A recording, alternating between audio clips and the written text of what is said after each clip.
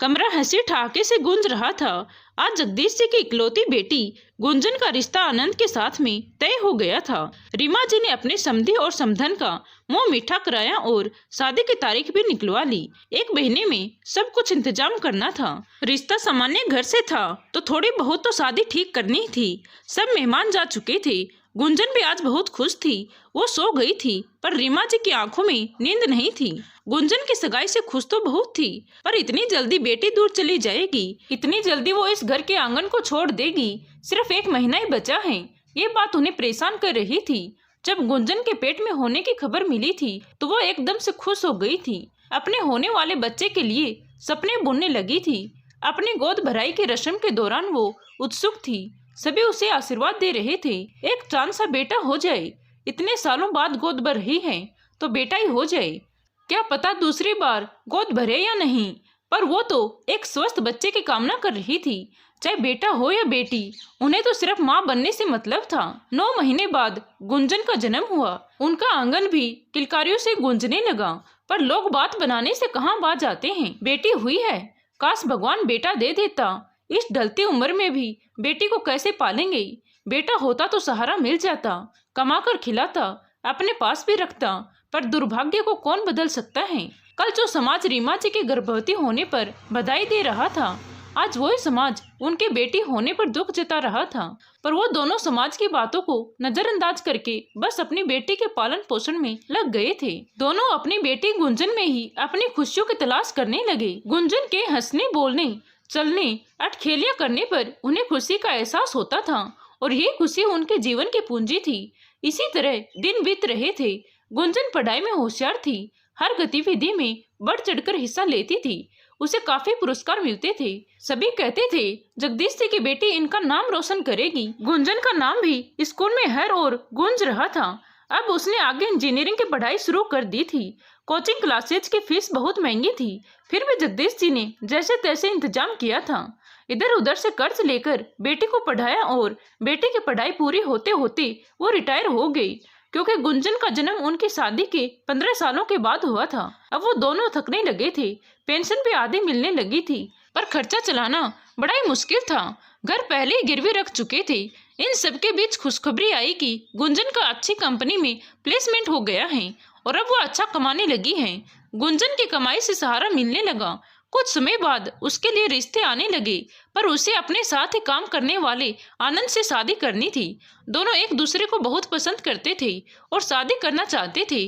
आनंद भी सामान्य परिवार से संबंध रखता था। उसने अपने घर वालों को बताया तो उन्होंने गुंजन से मिलने की इच्छा जताई। जब गुंजन से मिले तो वो एक बार में ही उन्हें पसंद आ गई और दोनों के रिश्तों पर परिवार वालों ने मुहर लगा दी। रीमा जी को अपनी बेटी के दूर होने का दुख था, पर जगदीश जी उसके शादी के खर्चे को लेकर चिंतित और वो ही जोड़ तोड़ कर रहे थे कि किस तरह से पैसों का जुगाड़ करके बेटी की शादी कर दें। आनंद के परिवार वालों की कोई मांग नहीं थी, पर जगदीश जी चाह रहे थे कि बेटी के ससुराल वालों का स्वागत तो अच्छे से किया जाए। अगले दिन रविवार था। गुंजन देर से सोकर उठी थी। उसे आज ऑफिस नहीं जाना था। तीनों मिलकर चाय पी रहे थे। अपने पिता को खामोश देखकर वो बोली, पापा क्या बात है, आप इतना परेशान क्यों हो? कुछ नहीं बेटा, वो शादी को लेकर थोड़ा सा, पर सब हो जाएगा तो चिंता मत करना। हाँ पापा, सब हो जाएगा, आप बिल्कुल चिंता मत करिए। मेरी और आनंद की बात हो गई है, हम दोनों मिलकर शादी का खर्चा उठाएंगे। अपने अपने माता पिता को परेशान नहीं करेंगे। गुंजन, ये तो लड़की वालों को करना पड़ता है। वो हमारे घर बारात लेकर आ रहे हैं, वो खर्चा क्यों करेंगे? तू भी कैसी अनोखी बातें कर रही है? मम्मी पापा, मैं कुछ भी अनोखा नहीं कर रही हूँ। आप लोगों ने जिस हालात में मुझे पढ़ाया वो मैं भी जानती हूँ। फिर मैं कैसे उन संघर्षों के दिनों को भूल सकती हूँ? तब तो मैं छोटी थी, मुझे कुछ पता नहीं था। मैं हर चीज के लिए आप पर निर्भर थी, लेकिन अब मैं आत्मनिर्भर हूँ। आपके कारण अपने पैरों पर खड़ी हुई हूँ।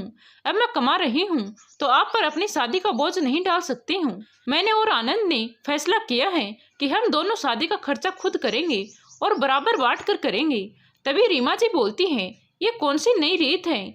लोग हमारी बातें बनाएंगे, हमने तेरी शादी तक भी नहीं की, और सुनाएंगे कि पैसा खुद लड़की ने खर्च किया है। हमें तो पाप लगेगा।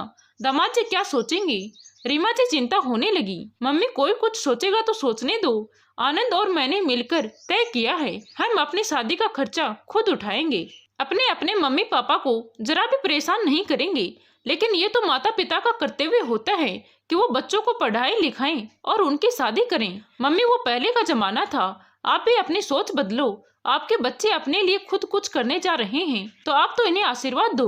दोनों ने अपनी बेटी को आशीर्वाद दिया।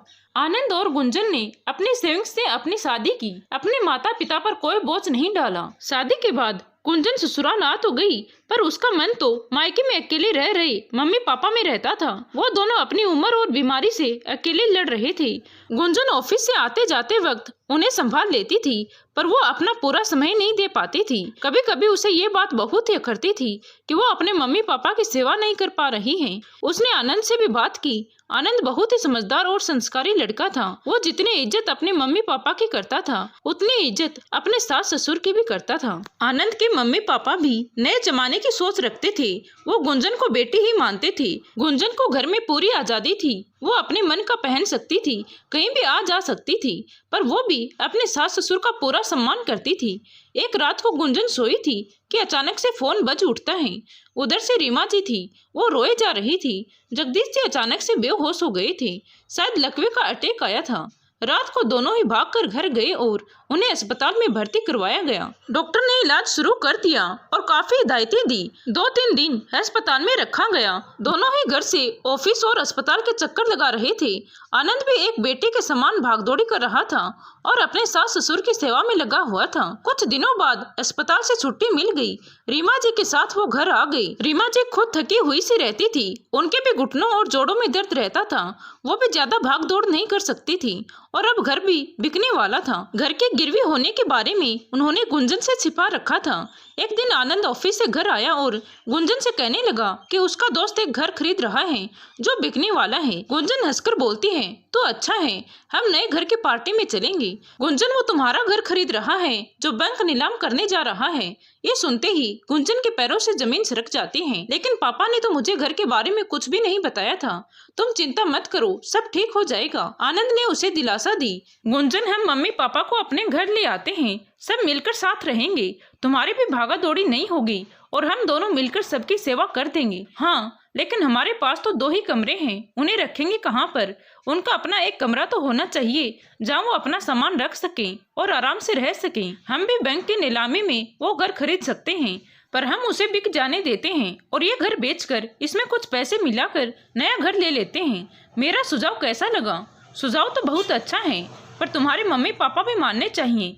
गुंजन ने कहा, मम्मी पापा तो माने हुए हैं, मैंने कल ही उनसे बात कर ली थी। अगर नीलामी में हम घर ले लेंगे तो उनसे वो घर छूटेगा नहीं, इसीलिए हम बड़ा घर ले लेते हैं। गुंजन ने ये बात सुनकर हैरान रह गई। उसे विश्वास नहीं हुआ कि उसे इतना अच्छा ससुराल मिला है। आनंद ने कुछ घर के दलालों से बात की और बताया कि उसे किस तरह का घर चाहिए। दोनों मिलकर घर ढूंढने लगे। आखिरकार उन्हें अपनी पसंद का घर मिल भी गया। दोनों ने पहले वाला घर बेच दिया, उसमें कुछ रुपए मिलाकर नया घर खरीद लिया। आज घर का गृह प्रवेश था। गुंजन और आनंद के लिए खुशी का दिन था। दोनों ने सब रिश्तेदारों और समाज वालों को बुलाया था। हालांकि दोनों कमा रहे थे तो उन्हें लोन भी आसानी से मिल गया था। हवन यज्ञ हुआ, पूजा संपन्न हुई तो सब लोगों ने घर देखा और आश्चर्य किया कि इतना बड़ा घर कैसे और क्यों ले लिया। तभी आनंद बोलता है कि ज्यादा बड़ा घर चाहिए था। एक कमरा मेरे मम्मी पापा का, एक कमरा गुंजन और मेरा, और एक कमरा मेरे सास ससुर के लिए भी बनवाया है। अब वो दोनों हमारे साथ इसी घर में रहेंगे। बाकी 2 कमरे हमारे होने वाले बच्चों के लिए। ये सुनकर सब हंसने लगे। और गुंजन के मम्मी पापा भी साथ में रहेंगे। ये बात लोगों के गले नहीं उतर रही थी। कानाफूसी होने लगी थी। लेकिन बहू के मम्मी पापा साथ में कैसे रह सकते हैं? ये तो ठीक नहीं होगा। और तूने दामाद होकर उनके लिए अलग से कमरा बनवाया है। हमारे समाज में ये सब नहीं होता है, ये तो रिवाज नहीं है, एक रिश्तेदार ने बोला। तभी आनंद बोलता है, क्यों नहीं रह सकते हैं? गुंजन इधर रहती है, वो दोनों अकेले हैं और अब पापा जी का ज्यादा ध्यान रखने की जरूरत है। वो हमारे साथ रहेंगे तो हम उनकी अच्छे से देखभाल कर लेंगे। लेकिन दोनों समधी और समधन एक साथ कैसे रहेंगे, एक छत के नीचे? आज तक तो नहीं सुना था। ये सुनकर गुंजन बोलती है, मेरे मम्मी पापा वृद्ध और बीमार हैं, उनके लिए तो आगे पीछे मैं ही हूँ। मुझे ही उनकी सेवा करनी है। मैं वहाँ कितने दिन तक जाकर रहूंगी? फिर मेरे सास ससुर को भी मेरी जरूरत है। जब हमें कोई दिक्कत नहीं है तो आप लोग भी कृपया हमारे फैसले पर कोई सवाल नहीं उठाएं। हमारे समाज में कई कुरीतियां चल रही हैं। उनमें से एक ये भी है कि बेटी के माता पिता चाहे कितने ही मजबूर और बीमार क्यों नहीं हो, पर वो बेटी के साथ नहीं रह सकते हैं। आखिर हम मिलकर इस समाज की इस कुरीति को मिटा क्यों नहीं सकते हैं? बेटी की तरह ही बेटी का पालन पोषण होता है। अब किसी के बेटा ना हो तो क्या वो माता पिता अपने भाग्य को कोसते रहें? वो अकेले और बीमार पड़े रहेंगे। किसी की तो सिर्फ बेटी है तो क्या वो अपने मम्मी पापा की सेवा नहीं करेगी? फर्ज सिर्फ बेटों का नहीं, बेटियों का भी होता है। आजकल माता पिता बेटा और बेटी को पालने में भेदभाव नहीं करते हैं, जायदाद के बंटवारे में भी बराबर रखते हैं। तो फिर बेटा हो या बेटी, उन्हें भी सेवा करने में भेदभाव नहीं रखना चाहिए। जो सेवा बेटे करते हैं तो वही सेवा बेटी दामाद भी तो कर सकते हैं। गुंजन की बात सुनकर सभी खामोश हो गए। रीमा जी और जगदीश जी को पूरे सम्मान के साथ घर ले आए।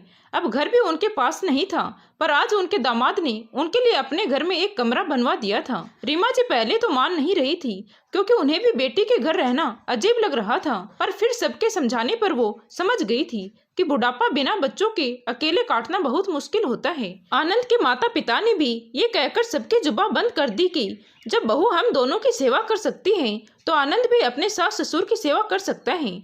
बहू के मम्मी पापा अब हमारे ही साथ रहेंगे। लोगों की जुबान बंद हो गई और सब मिलकर खुशी से साथ रहने लगे। तो दोस्तों, बेटियां पढ़ रही हैं, अपने पैरों पर खड़ी हैं। लोगों को भी अपनी सोच बदल लेनी चाहिए। आज की बेटियां अपने माता पिता की सेवा पूरे मन से करती हैं और वो उनके साथ भी रहते हैं। हमारा समाज बदल रहा है। ये एक सकारात्मक पहल है। तो दोस्तों, आपको ये कहानी कैसी लगी कमेंट करके जरूर बताएं, और अच्छी लगी हो तो प्लीज वीडियो को लाइक करें। Thank you.